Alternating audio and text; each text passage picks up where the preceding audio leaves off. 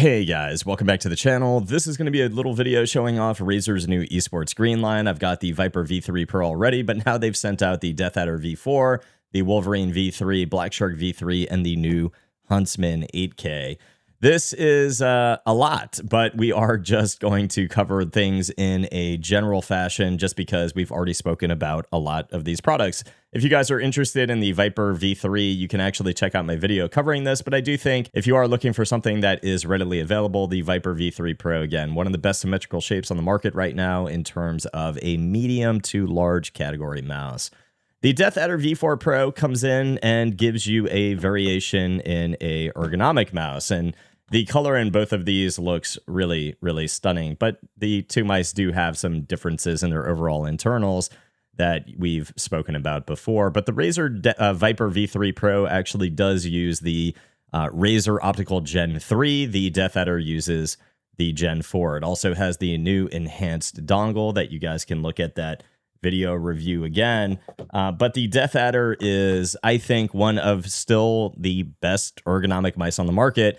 It really just depends if you're looking for something a little bit larger in the ergonomic category, because in the hand, it actually does feel rather long in comparison to some of what we've seen released since the Deathadder, including some of the Crazy Lights from Pulsar, the Feynman, and the E1 from Vaxi. Overall, though, again, like in each respective category, symmetrical and ergonomic, you can't go wrong with either of these products. The build quality out of the box on both of these copies is phenomenal. The Gen 4 opticals in the Deathadder do feel and sound a little, they feel fantastic, but they do sound ever so slightly metallic-y with that pop at the end of the switch that some people either love or hate. But I think they feel exceptionally good in terms of their general performance. They both have some of the newest tech from Razer in terms of the sensor, and I think the Deathadder goes up to like 45K DPI if you would ever need that. And I think the Deathadder does rock a little bit of a higher battery life on 1K through 8K respectively, but they both do go up to 8K. So these look exceptionally good in the esports green, and again, build quality on both of these was absolutely superior, taking them out of the box for the first time. Another product that I do have a full review on is the Blackshark V3 Pro, and you guys can definitely check that out, but now coming in the esports green, and you guys can see the green on the ear cup, within the ear cup, and then on the headband. I think the esports green looks really great on the ear cup, but I do wish that the band was black, offsetting the vibrancy of the green a little bit, and then maybe just Razer in green, because it is a lot of green.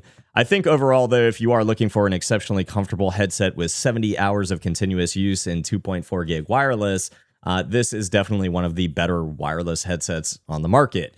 If competitive features are really what you're looking for, competitive sound, obviously my channel focuses on IEMs as well as very good headphones, which do still have the upper hand on headsets. But with EQ, and you guys can check my video, but with EQ and different profiles, you can get this thing sounding quite good in a multitude of titles for competitive purposes. The build quality, the weight, everything exceptionally comfortable here and quite nice on the knobs as well as all of the buttons. And it does have the detachable microphone that after firmware updates did sound better in a plethora of sound tests that you guys can see on YouTube as well. It's got 50mm drivers. It's got the Razer Hyperspeed Wireless Gen 2 wireless, hybrid active noise cancellation. And then in terms of connectivity, you've got simultaneous 2.4 gig wireless and Bluetooth, and you can swap this thing from your PC, Mac, PlayStation, Switch, Steam Deck, and your smartphone. So if esports green is your thing and you really care about matching, or you really need a wireless headset, this could be something to check out. And one product that I have not reviewed, and things I just don't generally use as a M&K player, but the Wolverine V3 Pro 8K is another glorious addition and glorious unboxing experience, but a glorious addition to Razer's esports green lineup. You've got a pretty heavy duty carrying case here, but the controller looks phenomenal in the esports green. A good amount of black, good amount of that vibrant esports green here. But the thing that really is, like, I haven't used a controller in a long time, and I fully understand now why people are using controllers so often. This thing is just absolutely insane at this point. So I would never have to take my thumbs off of the thumbsticks here to hit X, Y, B, or A. And that's because these 4 triggers on the backside line up absolutely perfectly. You can remap these to anything, but line up perfectly with my ring finger and my middle finger on the backside. Not only that, but if you are to extend your fingers past the left trigger and right trigger a little bit, you've got these additional buttons here as well. So just a ton of remappable additional buttons here on the Razer Wolverine 8K.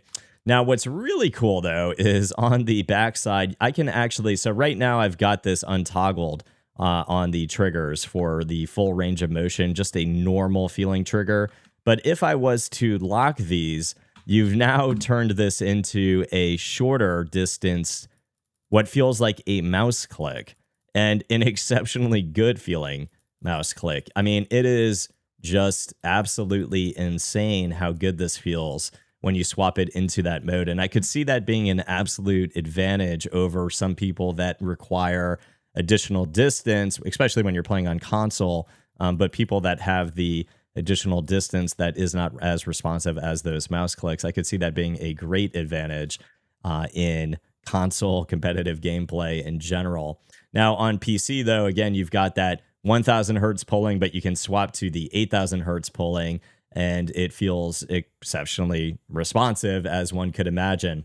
Nice thing as well is you've got some additional options here in the box. So you can actually take these thumbsticks off. And the cool thing about these thumbsticks also is they are Hall Effect precision thumbsticks, which is supposed to help with anti-drift accuracy and customizable sensitivity and dead zones. I know that's important for a lot of competitive players now that are on controller, particularly in Apex. But you can actually customize and use one of the other thumbsticks in the box.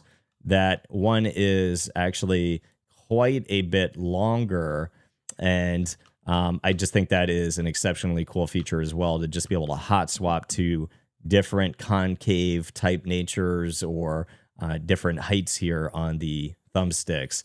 I mean, pretty damn solid. And I mean, again, like, why am I on MNK anymore? I just don't quite know. This thing is just absolutely insane. And the rubberized grip, again, feels fantastic on this thing. And I also have the Razer Kitsune. This is actually something that I've used pretty thoroughly because I have the Akuma Special Edition myself that I bought a while back when FPS games were a little bit boring and I wanted to play some Tekken. But overall, the Kitsune, I think, is a fantastic product from Razer. It is a very good fight stick and one that is more readily available. If you're like really turning pro, there's a lot of options out there, customizations and things you can buy from overseas. But if you want to really get into fight sticks for fighting games, this is one that is really good and available on Amazon. The purpose of it, again, you've got these low-profile optical reds that are silent, so it's supposed to help prevent people nearby playing in the same room from hearing and anticipating your spams or your movements, so on and so forth. But you've got the movement keys over here, and then all of your buttons that are typically used in fighting games from a PS5 controller labeled here on the right side as well. And again, it does swap from PC and PS5, so it has that dual compatibility. But you've got your movement keys over here. Instead of using the analog or the thumbsticks, it is supposed to provide for more accurate inputs and less openings for error in your overall movements, as opposed to, again, the thumbsticks and moving them around. The chances to kind of incorrectly move are supposed to be reduced. But you can watch some of the pros play on YouTube. They get absolutely crazy with fight sticks. I like this particular layout. And again, it only took me about like 24 hours of gameplay, like a full day of really like getting accustomed to it when I was playing and grinding Tekken to get adjusted to actually using a fight stick. So if you like the esports green, again, it's a lot of green on this because of the overall surface area. I think it looks great. And you do have a rubber backing here on the back. So when you are spamming on your desk, it does not move very easily at all. I think the buttons feel great, and I loved my time using my Akuma Kitsune. So I can definitely recommend the Kitsune if you're somebody who wants to get into fight sticks for fighting games. And last but not least, I have Razer's Huntsman V3 Pro. This is a 10 keyless format in 8K hertz polling. And the thing about this board is it's different than a lot of the boards that are being pushed today because it's optical as opposed to Hall effect and magnetic type switches. Now, Razer themselves advertise and note that their performance on optical switches here in this particular keyboard outperformed that of the Hall effect competitors. And in hand, like, it would be very difficult to distinguish the top tier Hall effect board from this, but what I will say is the board feels absolutely blazing fast, and the overall quality, the aesthetic, the format here, I like it a lot. I think the 10 kilos looks great in this overall format. The volume knob here, as well as the 2 customizable buttons there, and this little screen where it shows you how your actuation is on these switches, as well as your profiles there. In terms of being an optical board, that does not mean you don't get rapid trigger, you don't get snap tap, you do get those features here on the board. And it is one of the fastest in terms of actuation feel and in deactuation that I have felt, particularly on the FPS preset. Like when I am leaning off of shift when holding sprint in, let's say, Arc Raiders, I mean, it is just like instantaneous that it deactuates. So exceptionally fast in terms of its overall feel. The new Gen 2 analog optical switches from Razer, again, they feel great in terms of the actual actuation. What I will say, though, is in terms of a typing sound and feel, there's still a lot there to be desired, especially if you're somebody who is kind of modifying things and going for third-party boards, optimizing the feel of the switches. These have more of like still a clankety sound as opposed to a deep thock or something along those lines. Again, you've got aluminum chassis here on the front side, but the rest of the board on the bottom and the sides is plastic. But there is a good amount of dampening foam, and the switches themselves are lubricated. And Razer themselves do advertise that their new analog switches perform 2.5 times better in dead zone management than its closest competitor. And they also advertise that they have a mere 0.58 milliseconds latency for near instantaneous responsiveness. Again, I would not be able to, like, in a blind study between this and its closest competitor, be able to tell you which one feels the fastest in general. But what I will say is this is one of the fastest feeling boards that I have used to date. So I told you guys there is just a lot in terms of these particular products. I've got individualized reviews for most of this stuff, or I've spoken about it before. You guys can always check out some of those things. Just keep in mind, I'm not really a controller player. I am primarily M&K, so I don't use a lot of controllers. So take that for what it is. There could be a million other controllers out there that have the same features or better features. I don't know. I just know that everything here in this video to me felt really good and definitely a nice showing from Razer. And I do love the esports screen that you can see when you kind of mix it the right way, can look pretty damn solid in a setup with the blacks tied into the black accents on a lot of the new esports screen products. So guys, that is going to be it for this one. I hope it helped. If it did, please leave a sub to the channel. See you guys in the next review. Peace.